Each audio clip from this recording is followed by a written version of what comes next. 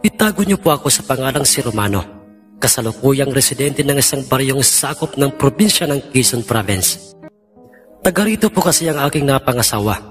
Ngunit ang totoong kwentong ito na gusto kong ipahagi sa inyo ay nangyari noong panahong binata pa ako sa aking mismong probinsyang pinagmulan, sa probinsya ng Kabisayaan. At ang kwentong ito ay totoo at walang halong kahambugan o kasinungalingan. Tatlo kaming magkakapatid at isa lang ang babae sa aming tatlo. Siya ang aming nakatatandang kapatid. Tipikal na sinaunang probinsya o baryo noon ang aming baryo o lugar. Kung ito'y ilalarawan magmula sa mga kabahayan sa uri ng mga hanap buhay, ay masasabing ito ay malayo o ibang-iba sa ating kasalukuyang panahon. At ang aming probinsya ay hindi rin nakaligtas sa mga totoong kwento o mga pangyayaring pangkababalaghan. Si Itay Diosdado, o mas kilala sa aming lugar noon na si Itay Dadoy, ay kabilang sa mga sabongerong mahihilig dumayo ng sabong saan-saang mang lugar. Kasama niya ang kanyang mga kapatid o ang aking mga tiyuhin at ang kanyang mga kumpare. Hindi rin nakaligtas sa aming probinsya noon patungkol sa mga sabongerong di umano'y may mga tangang karagatang sapin, anting umutya sa kanilang katawan at kalimitang ginagamit nila ang mga yon bilang pampaswerte sa kanilang mga alagang mga panabong. Mayroon din namang mga sabongero noon sa aming probinsya na walang tangang mutya o pampaswerte, pero biniyayaan sila ng mga panabong na kung tawagin ay mga sinyaladong mga panabong. Malalakas at swerte ang mga ito pagdating sa bakbakan. Ngunit ang ibang mga sabongero ay naniniwala sa mga pamahiin. Kinikilatis nila kung anong merong kakaiba sa kanilang mga panabong, mga hindi pangkaraniwang inaasal o inuugali ng kanilang mga panabong, bago nila ito dalhin sa anumang sabungan upang ihanap ng makakabanggang panabong. At sa aminin man natin o hindi, bilang isang taong nagkahilig sa larong kong tawagin ay sabong, ay gusto nating magkaroon ng alinman sa mga nabanggit kong yon.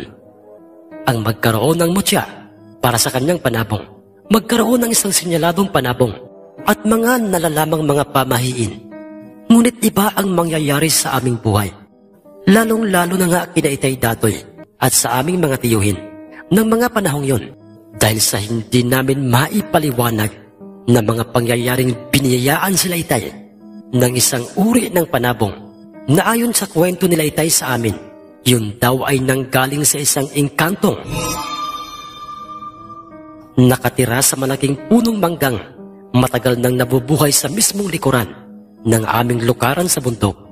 At ang panabong na yon, nabigay ng engkanto kina Itay, ay nagbilang ng maraming tagumpay sa larong sabong. Isang kakaibang uri ng panabong, isang nakamamanghang panabong, at may kakaibang inaasal sa tuwing ito'y nasa loob na ng sabungan at nakikipagpakbakan.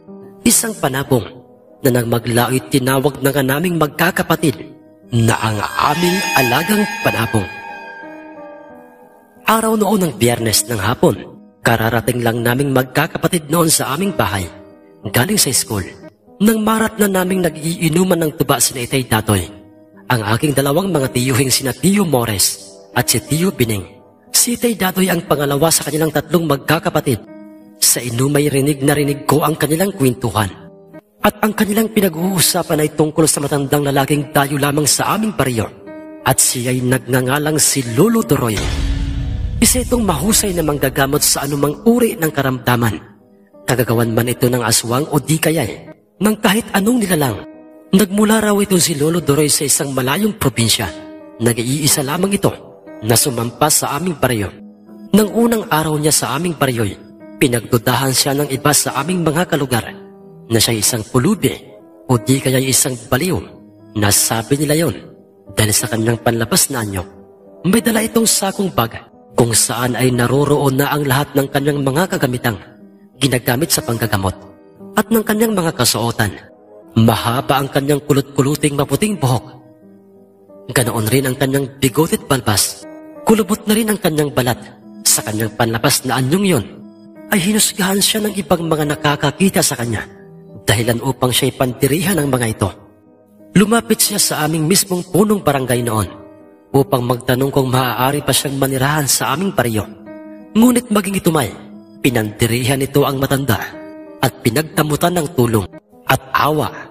Inisipan ng aming kapitang baka siya ay isang aswang o di kaya'y magnanakaw. Ipinagtabuyan niya si Lolo Doroy at pinagbantaang papatayin siya sa oras na siya'y bumalik pa o di kaya'y hindi ito umalis sa aming baryo. Nakakaawang tingnan ang nooy paika-ikang naglalakad ng walang direksyong matandang lalaki.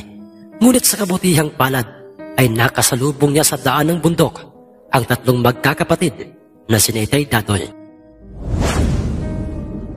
Teka lamang Kuya Morris at Bining, nakikita niyo ba ang nakikita kong makakasalubong natin sa daan ng bundok na ito?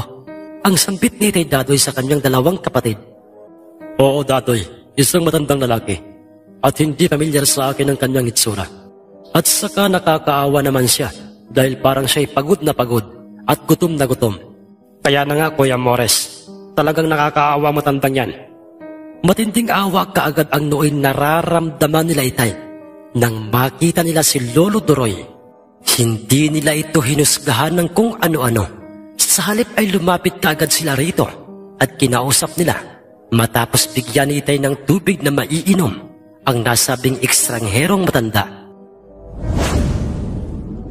Lolo, saan ba ang punta niyo? Ba't po parang kayo po'y nag-aalsa baluta? Taga saan po ba kayo? Ang tanong ni Tio Morris sa matanda. Tinitigan muna silang tatlo nito. Saka ito nagsalitang, hindi ba kayo natatakot sa akin? Hindi niyo ba ako ipagtatabuyan at huhusgahan na katulad ng mga tao sa paryong ito? Lolo, bakit naman yun gagawin namin sa inyo? Wala po kaming karapatang humusga ng aming kapwa, lalo na't hindi po namin kilala na katulad niyo po. Sinundan kagad ni Itay Dadoy ang sinabing yun ni Tio Morris at sinabi niyang, totoo po at tamang lahat ng mga sinabi ni Kuya.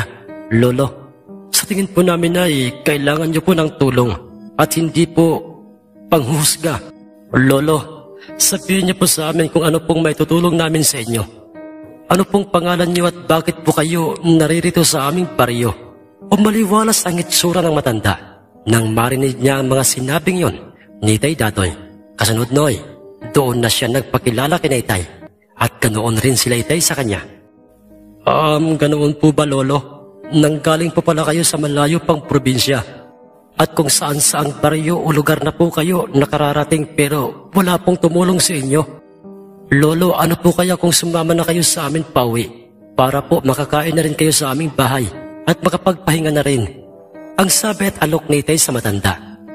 Mabuti pa nga Lolo, pauwi na rin kami.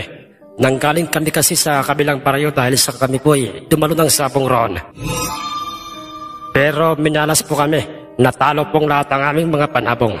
Ano po, Lolo, sumama na po kayo sa amin. Ang pahabol namang sabi ni Tio Bining. Sige mga iyo, sasama ako sa inyo, pero baka magalit sa inyo ang inyo pong punong barangay. Ha? Ano po Lolo? Bakit naman siya magagalit? Masama po bang tumulong ng kapwa? Ang nooy gulat na pagkakasabi ni Tio Morris. Nanggaling na kasi ako sa kanya, kanina upang humingi ng tulong kung maaari ba akong manirahan sa baryong ito. Pero ipinagtabuyan niya ako at sinabing, huwag nang babalik pa rito. Ano? Ang halos magkakasabay-sabay na pagkakasambit nila Itay. Huwag mo siyang alalahanin, Lolo. Tama, siya nga po ang aming punong barangay rito. Pero sa oras na palayasin kanya, dito mismo sa baryong ito, lalo na't sa aming bahay, ay kaming tatlong magkakapatid na ang makakabangga niya. Walang mali sa aming ginagawang pagtulong sa iyo, kaya't wag na wag siyang magkakamaling palayasin ka sa amin. Magkakasabay-sabay namang sumang-ayon sa mga sinabi ni Tio Morris, si Itay at si Tio Bining. Dahil do'y napapayag na nga nilang sumama sa kanila si Lolo Doroy. Pinakain nila at binigyan ng may susuot na mga damit. Si Lolo Doroy, hindi nila ito hinusgahan. Sa halip ay tinuring namin siyang totoong kapamilya. Labis-labis naman ang pasasalamat na matanda kina Itay at maging sa amin nila inay. Dumito ka na po sa aming bahay, Lolo Doroy. Malayo po ang aming bahay sa karamihang kabahayan. dahil sa ito'y nasa parting paanan na po ng bundok. Ang sabi sa kanya ni Itay, "Maraming salamat, Iyo."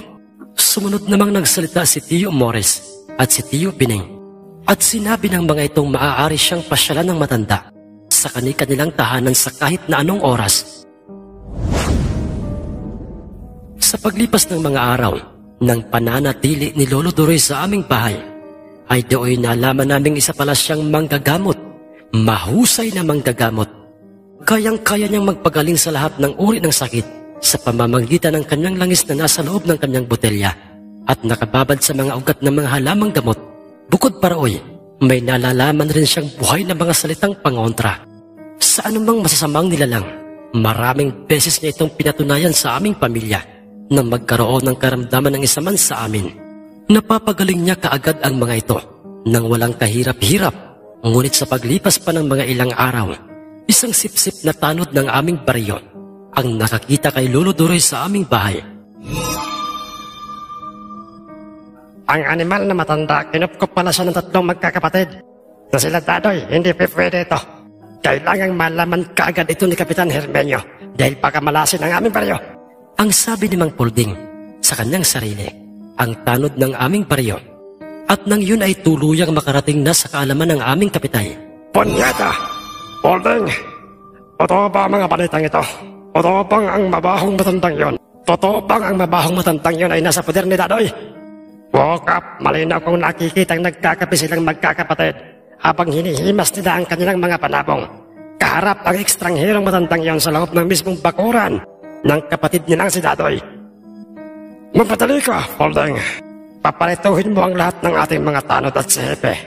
Sabihin mo may palalayasin tayong peste sa ating iniingatang teritoryo at meron tayong mga kababaryong tuturuan ng leksyon sa oras na sila hindi pumayag sa gusto kong mangyari. Nagmamadaling umalis ang tanod na sipsip na si Mang Polding. Samantalang si Kapitan ay naghanda kaagad ng kanyang sarili. Kinargahan niya ng bala at isiniksik sa kanyang tagiliran ang kanyang maiksing baril at nang makompleto ng lahat ng mga tanod, ay magkakasama na ang mga itong naglakad sa iisang direksyon. Sa direksyon o lokasyon ng kinatitirikan ng aming bahay sa paanan ng bundok. Napahinto ang masasayang kwentuhan nila Itay kasama si Lolo Doroy nang biglang kumahol ng napaka-agresibo ang aming mga alagang mga aso. Nagsisipagtakbuhan na ang mga ito patungong direksyon ng mga tanod at ng aming kapitan. Naibaling naman kaagad nila Itay ang kanilang paningin sa direksyon ng mga ito. Bakas sa itsura ni Kapitan Hermenio ang matinding galit ng mga pagkakataong yon. "Ang inyong kapitan at ang mga tanod, mga iyo." "Opo, Lolo Doroy. Huwag po kayong matakot. Haharapin namin sila." Ang sabi ni Tio Morris, na siya namang pagsang-ayon kaagad nila Itay Dadoy at Tio Bining. At nang nasa harapan na nga nila ang mga ito Morris, Dadoy at Bining, ano ba itong kalokohang ginawa nyo? Bakit inampon nyo dito sa bahay na ito ang ekstrangherong matandang lalaking yan? Ang sabi ng aming kapitan sa kanila, "Kap, tama po kayo riyan sa mga sinasabi nyo. Isa nga siyang ekstranghero dito sa ating baryo. At bukod po sa siya isang ekstranghero sa inyong paningin, ay matanda rin siya. At bilang taong may kakayahan namang tumulong sa kanya, bakit natin siya pagkakaitan ng tulong?" Morris, alam mo't naiintindihan mo ba ang mga sinasabi mo? Paano kung ang matandang yan ay salot? O di kayo isang malas, isang aswang o di kayo mambabarang o mangkukulam? Paano mo maililigtas ang ating baryo sa kahihiyan sa oras na mangyari yun? "Kap, pasensya na po at mawalang galang na po sa inyo. Hindi po ba't mayroon tayong kasabihang huwag nating husgahan kaagad ang nilalaman ng libro kung hindi pa natin ito nababasa? Higit sa lahat ay huwag nating husgahang pangit ang nilalaman ng isang libro.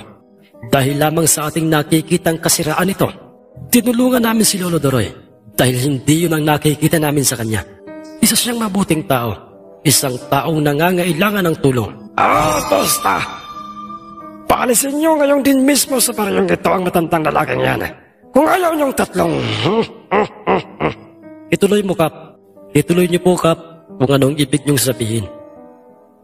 Gawin niyo kung anong gusto niyong gawin. Alam naming magkakapatid na walang masama sa aming ginagawa. Kaya ipaglalaban namin ito kahit may magkamatayan tayo. Ngayon, Luisa, asawa ko, pumasok kayo sa loob ng ating kubo. Isama mo si Lolo Doroy at ang ating mga anak. Isara niyong maigi ang bintana at mga pintuan. Ang dinig naming utos ni Tay Dadoy kay Nay Luisa na siya namang mabilis naming sinunod. Opoy, matapang kayong tatlong magkakapatid. Manang-mana nga kayo sa inyong amang si Mangamboy. Ha? Pero, sige, tingnan natin kung may bubuga kayo. Matapang kami dahil alam naming nasa tama ang aming ipinaglalaban.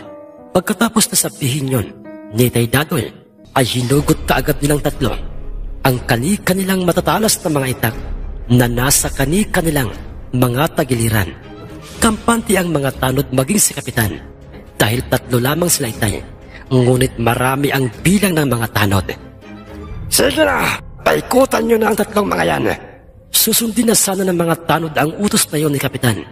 Ngunit bigla na lamang napahinto ang mga ito at nahihintakotang nagtataka sa mga sumunod na mga pangyayari. Maging sinaitay dahil sabay-sabay na nagsipagtilaukan at nag-iingay ang mga alagang panabong ni Tay Dadoy. At sinabayan pa yun ng pag-aangil ng aming 5 mga alagang mga aso. Mga nakakatakot na ang mga pag-aangil ng aming mga alagang mga asong mga alpas. At marahan ng naglalakad. Papalapit ang mga ito sa grupo ng mga tanod.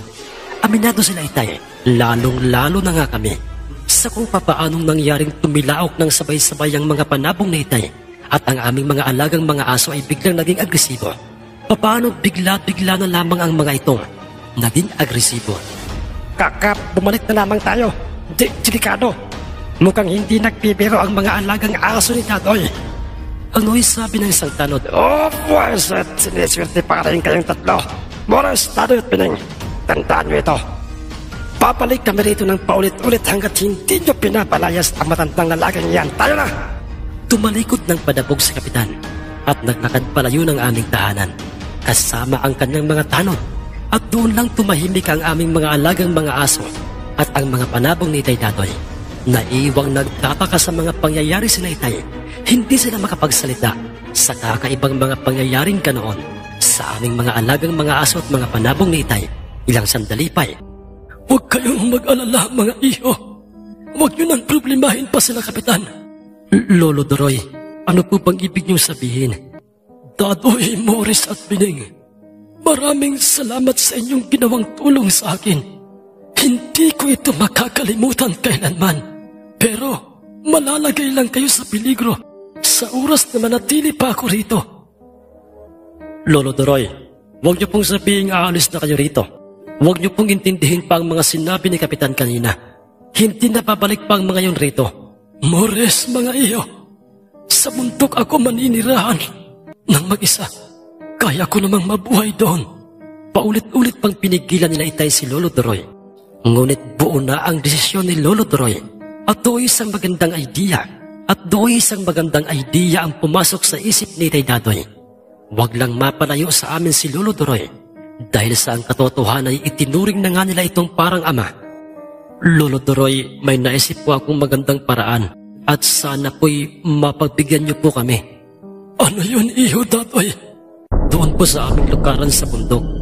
Doon po muna kayo manirahan. Total palagi naman kaming umaahon doon. At saka mayroon namang dingding at papag na maaari niyo pong maging pahingahan doon.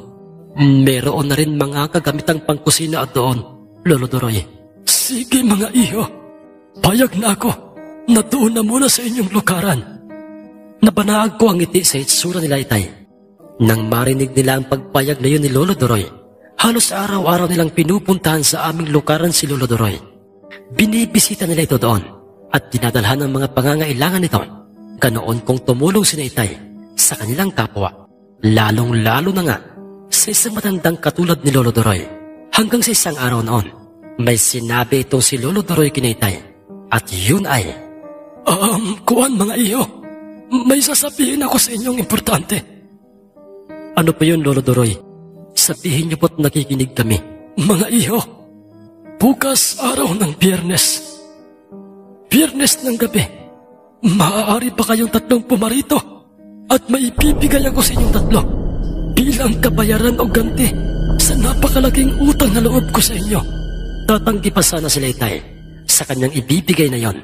Dahil ang kanilang ginawang pagtulong sa kanya ay walang anumang hinihinging kapalit. Ngunit, sige na mga iho, huwag niyo sana akong tatanggihan.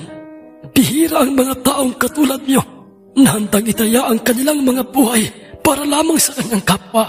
At hindi ako papayag na hindi maging maganda ang kinabukasan ng inyong pamilya. Kaya naman ay sana'y pumarito kayong tatlo bukas ng gabi. Nahihiwagaan man sila Itay kay Lolo Doroy at napapaisip silang tatlo kung ano kaya ang ibibigay nito sa kanilang tatlo. Ngunit kalaunay pumayag na rin sila sa gustong mangyari na yun ni Lolo Doroy.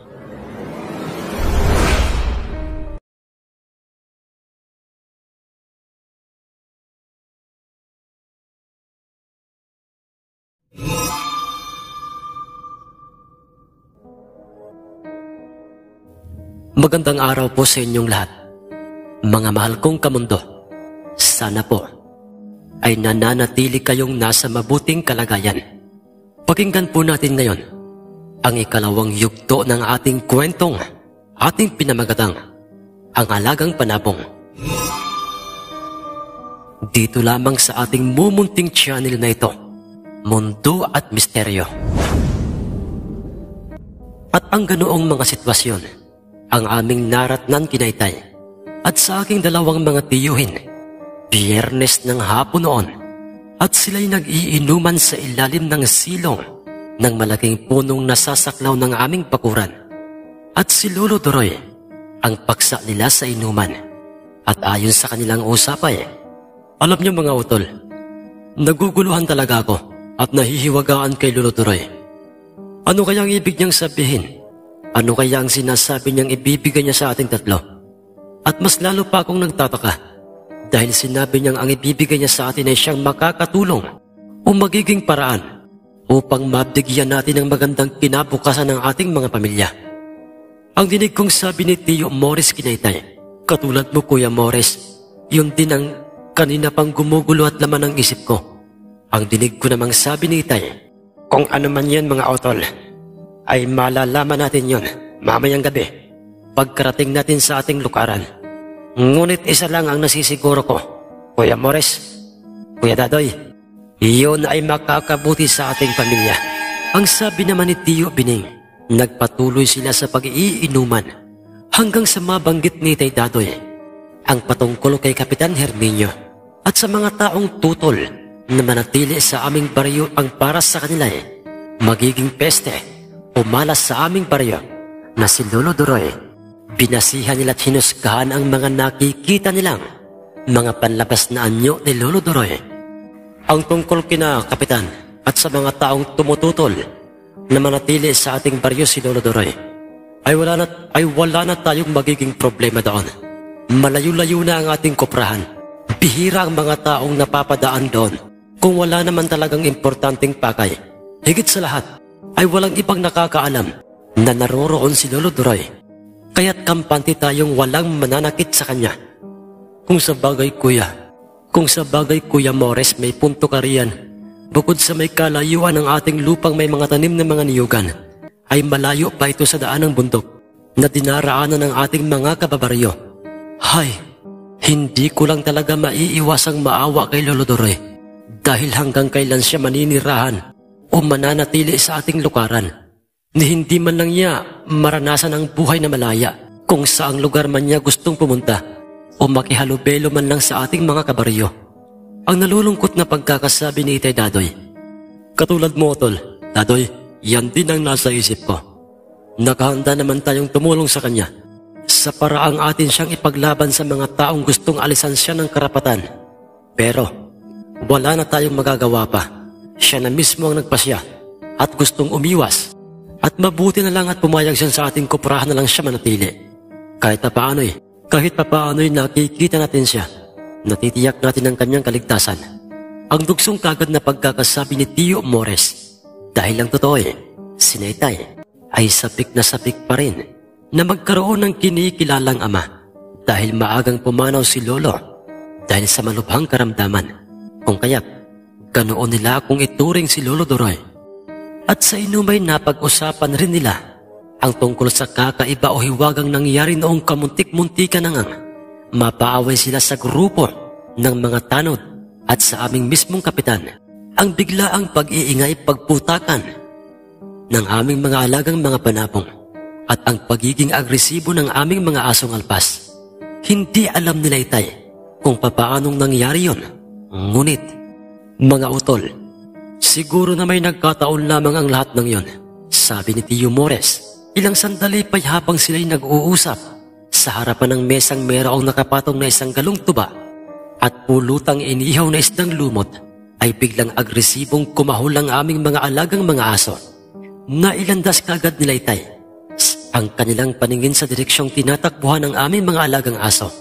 At do'y nakita nilang muli ang mga armadong mga tanod at si Kapitan Herminio. Kamusta na kayong tatlong magkakapatid, Morris, Dadoy at Pining? Sa awa tulong ng ating makapangyarihang nasa itaas, Kapitan Herminio, heto po, heto kami, patuloy pa rin yung pinagkakalooban ng masayang pamilya at malulusog na mga pangangatawan. Kayo po, Kap, ano po bang rason kung bakit kayo muling pumarito? At mukhang makikipagdigma kayo sa 1,000 mga sundalo. Armado kayo ng tigi-isang mga maiiksing baril at matatalas na mga itak. Ang walang takot ngunit may paggalang na pagkakasambit ni Tio Mores sa nooy kaharap na nga nilang grupo ng mga tanod at si Kapitan Herminio. Mores, baka nakakalimutan mong babalik kami rito ng paulit-ulit upang tiyaking naririto pa ba sa bahay ng iyong kapatid ang matandang salot na yon na tinawag niyong sa pangalang si Duroy.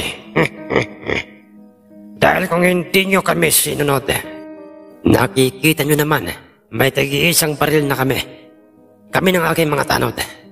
At para ipaalam ko sa inyong tatlo, lisensyado ang mga ito at hindi lamang para sa mga alagang mga aso ni Dadoy, pwede rin ito sa mga katawan nyo. Nagsipaghalak-haka naman ang mga tanod na katulad ng kanilang kapitan. Wala na rito si Lolo Duroy.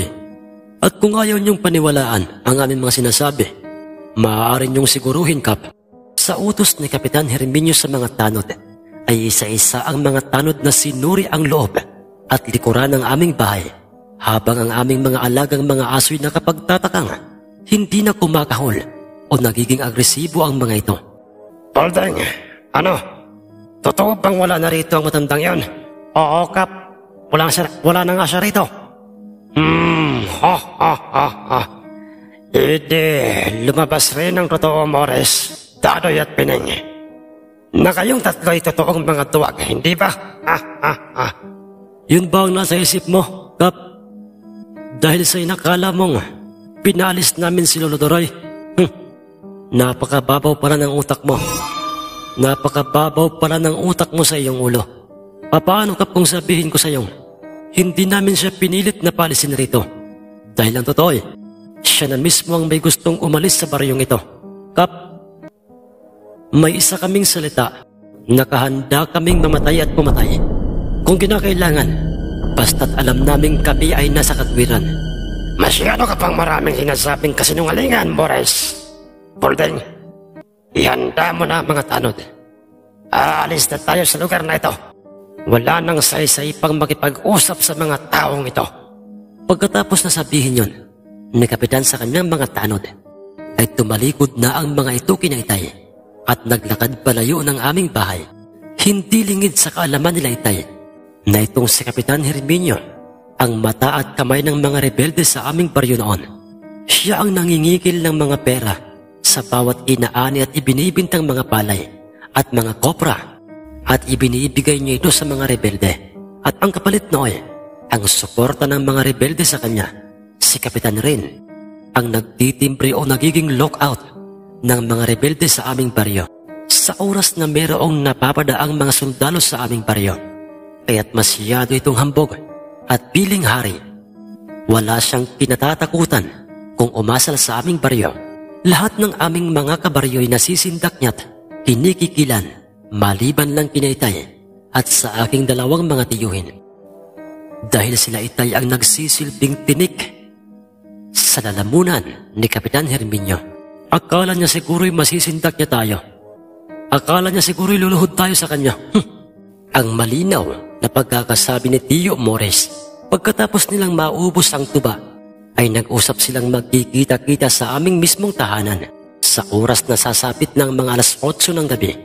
Ngunit sa kabilang dako, sa malapalasyong bahay ni Kapitan Herminio'y, Hindi pa rin ako mapanatag.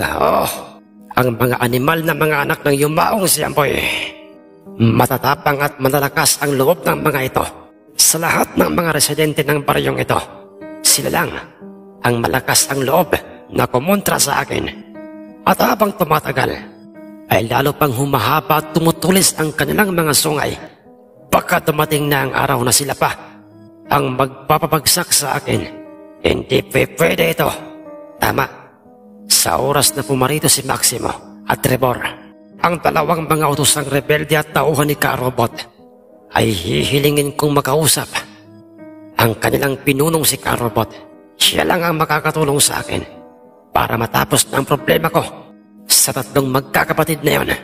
Ang nuwi sambit ni Kapitan Herminio sa kanyang sarili pagsapit ng mga alas 8 ng gabi ng mismong araw na yon, ay nagsama-sama na nga sila Itay Dadoy, Tio Morris at si Tio Pining. Meron silang dalang tig-iisang mga sinaunang di bateryang flashlight at mahabat matatalas na mga itak na nakatali sa kani-kanilang mga tagiliran. Ngunit sa hindi inaasay, bigla na lamang pumatak ang mahinang ulan ng mismong gabing yon. Kung kaya't nagpasya na nga silang magsuot na ng mga bota at mga sinaunang makakapal na mga kapote upang siyang magsilbing pamproteksyon sa putik ng daan at sa ulan. At nang sila'y nasa may parteng kalagitnaan na nga ng daan sa bundok, ay doon mas lalo pang lumakas ang pagbuhos ng ulan at bahagya pang bumabayo ang hangin, dahilan upang magsipagyukuan na ang mga sanga ng mga punong kahoy na nooy makikitang nasa gilid ng daang kanilang dinaraanan. Kuya Morris, may bagyo ba ngayong araw na ito? Ba't ganito bigla-bigla na lamang sumama ang panahon? Ang tanong ni Itay Dadoy. Hindi ko alam pero wala naman akong nababalitaan. Siguro'y dala lamang ito ng amihan sa ating bayan. Ang inaalala ko, ayun mga utol, ay si Lolo Doroy. Kumusta na kaya siya sa ating lukaran sa mga gantong mga pagkakataon? Ang nooy nag-aalalang sambit ni Tio Bining. Mabuting tao si Lolo Doroy. Kaya't mga utol, nasisiguro kong ligtas siya sa ating lukaran dahil matibay ang pagkakayari noon ni Mang Tomas. Ang merong paniniguradong sabi ni Tio Morris habang sila'y makikitang nagmamadaling naglalakad patungo sa aming lukarang nasa bundok. Ilang sandali pa'y papahina na nga ang ulan at nawawala na ang pagbayo ng hangin sa paligid. Habang sila'y papalapit na sa aming lukaran, nagtaka silang tatlo sa isa na namang kababalaghang nasaksihan nila habang sila'y nakatunghay sa aming lukaran, di kalayuan sa kanilang kinaroroonan dahil imposible ito mga utol. At hindi ka panipaniwala. Oo nga Kuya Morris, papaanong ang nagtatakang sabi ni Itay Dadoy. Sinundan naman kaagad yun ni Tio Bining at sinabi nitong, ang paligid ng ating lugar ay pinabalot ng makapal na hamog at halos hindi na natin makita pa ang ating lukaran. Papaanong nangyari ito? Papaanong nagkaroon ng makapal na hamog sa ating lukaran hindi ba't nagkakaroon lang ng hamog kapag madaling araw pero hindi katulad nito? Napakakapal ng hamog. Mga utol, tiyakin natin isa nga itong makapal na hamog o isang makapal na usok lang na nagmumula sa ating lukaran. Si Lolo Doroy, baka siya'y nasusunog na sa ating kubo. Sinunod nila ang mga sinabing yun ni Itay.